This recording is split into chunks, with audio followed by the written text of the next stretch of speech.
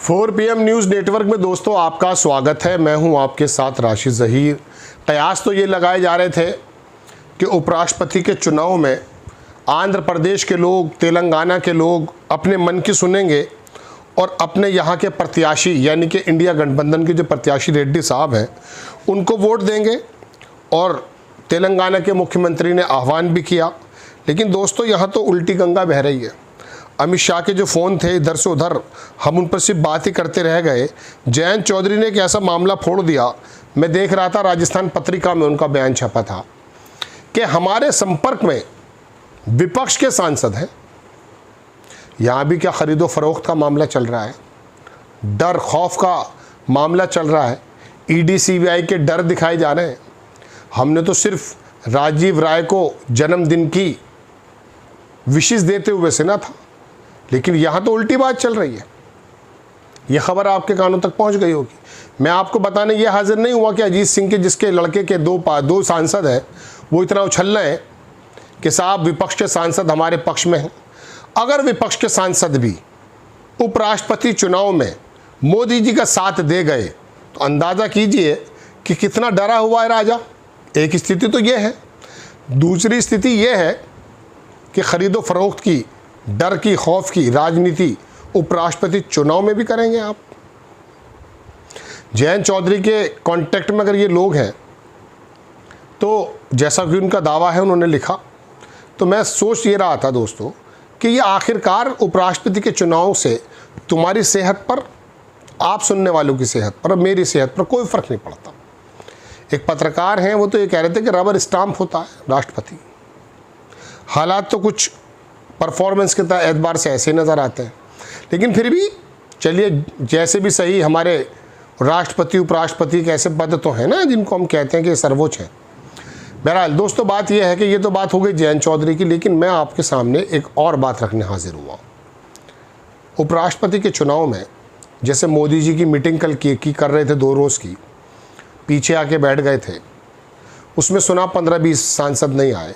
चलिए अगर 10 सांसद भी कम हो गए तो क्या प्रधानमंत्री जी की जो बताया जा रहा था कि बड़ी यूनिटी है, बड़ा डर खौफ है, एक आदमी साथ है, उसमें बट्टा नहीं लगेगा, उसमें सोचने का विचार नहीं होगा। चिराग पासवान चलिए बिहार के मध्य चुनाव नज़र नहीं बदलेंगे, नीतीश कुमार की भी टीम उल्टी सीधी जैसी भी हो गई है, कभी कोई इधर पे बात करता है, कोई इधर की बात करता है। चंद्रबाबू नायडू भी ऐलान वैसे कर चुके हैं, लेकिन मैं बताना ये चाहता हूँ कि अंतरात्मा की आवाज़ के बारे में जो रेड्डी साहब कह रहे हैं, जो इंडिया गठबंधन के उपराष्ट्रपति पद के उम्मीदवार हैं, इसके अंदर कोई पता तो चलता नहीं है। लेकिन जिस तरह की लड़ाइयाँ रूडी और दूबे के बीच में आई हैं, कल मैं देख रहा था श्रीनिवासन जैन बड़े शानदार पत्रकार हैं, पहले NDTV में होते थे, फिर वो अल जज़ीरा के लिए करने लगे। मैं न्यूज़ लॉन्ड्री की रिपोर्ट देख रहा था कि उसमें रूडी साहब बता रहे थे कि एक व्यक्ति जो ये शो करता है कि पूरी लोकसभा मैं ही चला रहा हूँ किसी के इशारे पर, उन्होंने बाकायदा उनका नाम भी उगलवा दिया। तो बोले हाँ।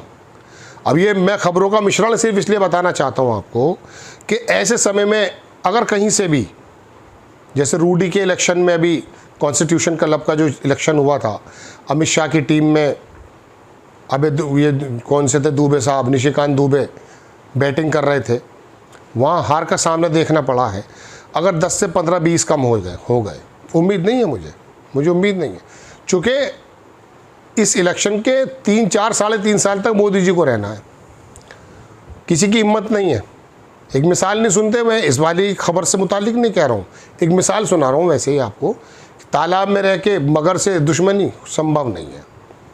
तो दोस्तों बात यह है कि मुझे तो लगता नहीं है, लेकिन फिर भी उलटफेर की बातें तो चल रही थी। अगर 10 सीटें भी कम हो जाती हैं, जैसे कल गैर हाजिर थे 15-20 सांसद, अपनी किसी ज़ाती वजहों की वजह से भी हो सकता है। तो अगर ऐसा हो गया तो क्या मोदी जी का इकबाल वो बाकी रहेगा? क्या ऐसे नेता मोदी जी हैं कि वो कहें कि नहीं भाई, मेरे खेमे के अंदर तो 425-32 लोग थे, अचानक ये 15-20 लोग कहाँ गए? इसका मतलब निष्ठा कम हो रही है। इसी निष्ठा को दिखाने के लिए देश के सामने कि देखिए हम अजर और अमर हैं, जयंत चौधरी का ये बयान आंखें खोल देता है कि क्या विपक्ष के सांसद किसी भी प्रकार से अपने अंतरात्मा की आवाज़ सुनकर, किसी डर की वजह से, किसी लालच की वजह से क्या बीजेपी के उम्मीदवार को वोट कर देंगे? बड़ा दिलचस्प मुकाबला हो रहा है।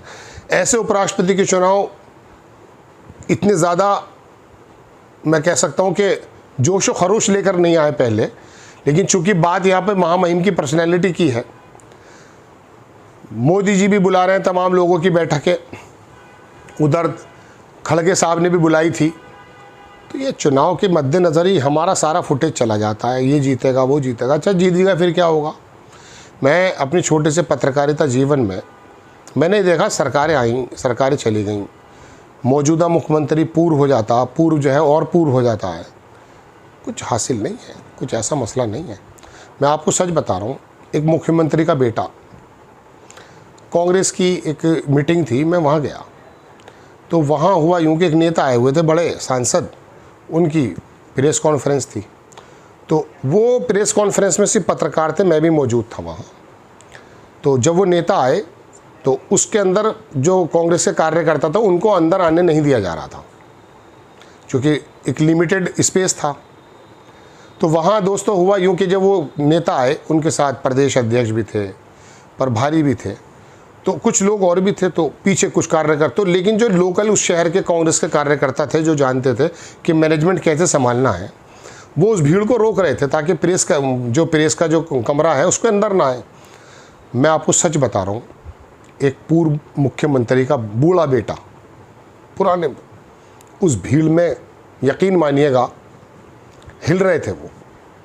वो एक लोकल आदमी जो कांग्रेस के कार्यालय का कार्य करता है, मैं जानता हूँ, जब भी कोई नेता उस कार्यालय में आता, वो उसके कार्यालय की बातें बताता, साहब रोगन नहीं है, ये नहीं है, वो नहीं है, रंग कराना है, ये कराना है। वो धक्के दे रहा था, मैं बैठा हुआ देख रहा। पूर्व उप मुख्यमंत्री का बेटा, नाम नहीं बताऊंगा। कहने का मेरा मतलब ये है, ये स्थिति हो जाती है। तो ऐसे में तो अपने घर बैठ जाए। एक सांसद की बात और याद आ गई मुझे, सहारनपुर के, बसपा से जीत भी गए, नवाब साहब थे। मैंने पूछा वहाँ एक साहब से, मैंने कहा वो दोबारा नहीं लड़ रहे, जीत गए थे पिछली बार तो। बोले साहब मना करते हैं कि टिकट देंगी भी मायावती तो लड़ूंगा नहीं। मैंने वजह क्या रही? कि वजह ये रही, उन्होंने कहा यार हम कन्वेंसिंग के लिए जाते हैं, वो बगल खुजाता हुआ गली में से आ रहा है, खाली बनियान में, ऊपर कमीज़ भी नहीं है, गंदे हाथ हैं, उससे हाथ मिला के यूँ करना पड़ रहा है। कह रहा यार लोग किस तरह से दौड़ते हैं, किस तरह से भगाते हैं, ये बर्दाश्त नहीं है। नवाब परिवार का था तो अपने घर बैठ गया, ख़ानदानी आदमी ऐसे करेगा। बहरहाल अब ये किस प्रकार के लोग आ चुके हैं संसद में और विधानसभाओं में, ये तो आपको भी पता, वो ज़माने तो लद गए।